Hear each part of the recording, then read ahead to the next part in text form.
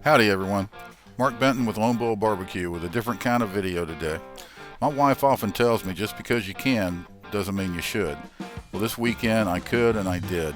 It was the first weekend without rain or me being sick in a long time, so I took full advantage of it. Now before we start, I want to call out and thank Al Lunacy from the Al Lunacy Cueing channel here on YouTube. Al's from the Rio Grande Valley, so he's a subject matter expert on Tex-Mex barbecue and a well-rounded backyard barbecue that he's all about building the community. He hosts a live chat on YouTube on Tuesday nights, many times with some great giveaways. He recently celebrated 10,000 subs on YouTube, and the giveaways that night were awesome. I was lucky enough to win a Cutlass 10-inch bullnose knife from their Artisan series. It's made from German steel with a pack of wood handle. This knife is a must-have for the backyard barbecue. It's great for breaking down large pieces of meat, slicing brisket, or prepping ribs. It feels great in the hand and has the weight to support those larger cuts. You'll be seeing this knife in my future videos. But thank you, Al. I appreciate this. And guys, Al's info will be in the description, so please check him out and consider subscribing. The weekend feast started early as a friend brought me 10 pounds of fresh shrimp from the Gulf. Sherry made shrimp and grits one night, and I made surf and turf with garlic butter shrimp, New York strip, and baked potato the next. Let me know if you want to see a video on the shrimp and grits. As mayor in my town, I get asked to attend events, but I beg to be part of this one. Saturday was Texas Independence Day and the second annual chili cook-off hosted by the Texas Historic Commission at the Washington on the Brazos State Historic Site. The judges this year were me on the left, Cowboy Dave and Eilish from KWHI Radio in Brenham, Texas, and the gentleman on the right is the director of the Texas Historical Commission, Joe Bell. Joe and I both judged last year for the first one. This is not just any chili, but it's historical chili. Judging is based on appearance, taste, heat, and historical relevance. For example, last year, Eisenhower's birthplace site, their team competed with a chili that Ike was known to have liked. The teams made up from the THC staff from different sites compete for the coveted Chili Cook-Off Grand Champion belt. The winners this year were a combined team from the Presidio La Bahia and Fort McCavick State Historic Sites. Congratulations, guys. So that took up most of my Saturday, but I was still able to make sauces, grill some steaks, and clean some gear. Sunday was the big day, and you can see here what my itinerary was. To start the day, I fired up the Texas Smoke King and added wings. Got to put them on first so you have something to snack on as the day progresses. I seasoned one batch with Cosmos Honey Chipotle Killer Bee Rub and another with Killer Hog, the barbecue rub from Malcolm Reed. These have been on the smoker for maybe just over an hour. And this is the finished product. So the ones in the front are the Killer Hog. The three in the back were all the Cosmos. I did sauce a couple of them, but I'm more of a fan of just right off the smoker. Next comes the pork steaks. As I was shopping though, I saw a package of country pork ribs. They're basically from the same cut, so I went with them. A simple application of salt, pepper, and the barbecue rub was all I used. The mop sauce consisted of white and apple cider vinegar, garlic powder, onion powder, paprika, salt, pepper, the barbecue rub, lemon slices, and a good amount of Miller Lite. Now these went onto the Chud Box at about 300 degrees. As you can see, they're cooking along good. They'd only been on for maybe 20 minutes at this point. But once they were done and got up to about 170, I pulled them out, put them in a pan, put some foil over them, put some more of the mop sauce, quite a bit of the mop sauce on, and then put them back to steam. After about 30 minutes, they were ready. Rest them for a bit, and you can see they came out tasty and tender. The knife is just falling right through them. And you can see how tender these are too. So this is probably going to be made into sandwiches, some other recipes throughout the week, but this turned out good. So that opened up the Chud Box for round two, which consisted of a chicken, spatchcock chicken, and a picanha.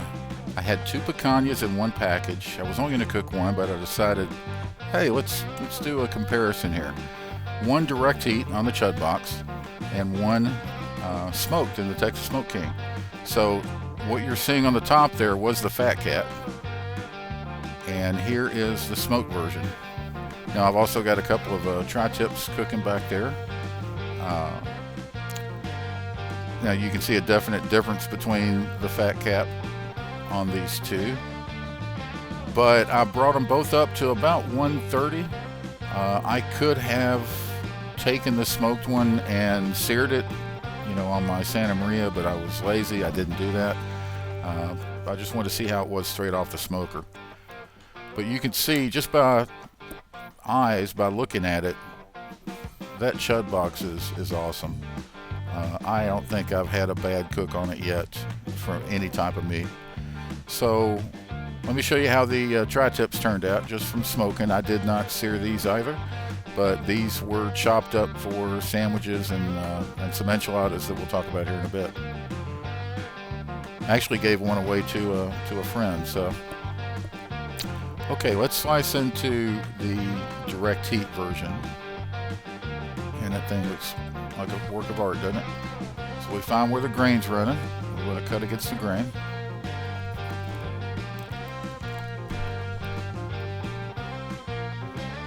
Gotta take a glove off so I can hold that knife good.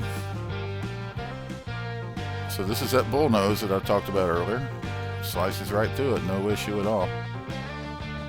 So I'm just doing little thin slices.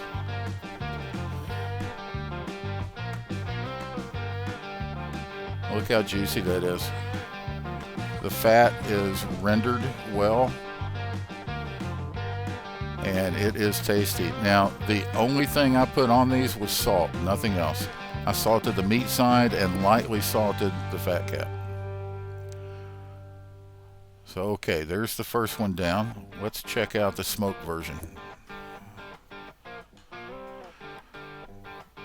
Find where the grain is, so we're going to cut it on this side. Let me get another bite before I do that. Now, my apologies for the white balance and the light. I couldn't really fix it, but there is a smoke ring on this one. It's along the bottom and the sides. You might be able to see a little bit of it there.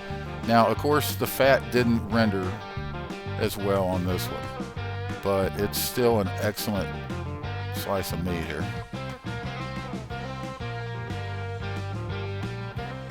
Now, you're going to get the smoke taste more on this one. It wasn't heavy. Remember, we only took it up to 130.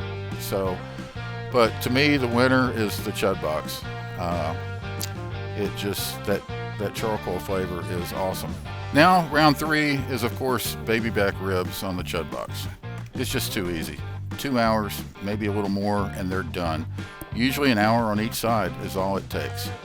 No spritzing, no mopping required. You can see how beautiful these things look, how much color's on these. I normally make these Memphis style, which is no sauce. I put a rub on them before I put them on the grill, and then I will put a rub on them when I take them off. So I don't wrap them until I take them off. So these guys have reached about 202, I think was where this one was. And I'll add another layer of rub, and then wrap it up in the foil and let that steam and the natural juices just soak that rub back into the ribs, and they are just so good and so easy. I always make 3 because Costco sells them in packs of 3. We ate 1 rack that night. I gave away another to a friend as a birthday present, and I had the 3rd rack for lunch today. And there is the finished product getting sliced with my new bullnose knife. And finally, these are enchiladas about to go in the oven. These are tri-tip enchiladas with charred chipotle onions and roasted tomatillo salsa and a Monterey Jack cream sauce. They were so good, I didn't even take a photo when they came out. We just dug right into them. These are my wife and I favorites right now. Full video will be coming, if only just as an excuse to make these again. Well, that was how I spent my Sunday, and now I'm going to spend the week fat, dumb, and happy. Have you ever went crazy with your backyard cooking? Let me know in the comments. Please also consider hitting the like and subscribe buttons. It's appreciated. Have fun till I see you next time.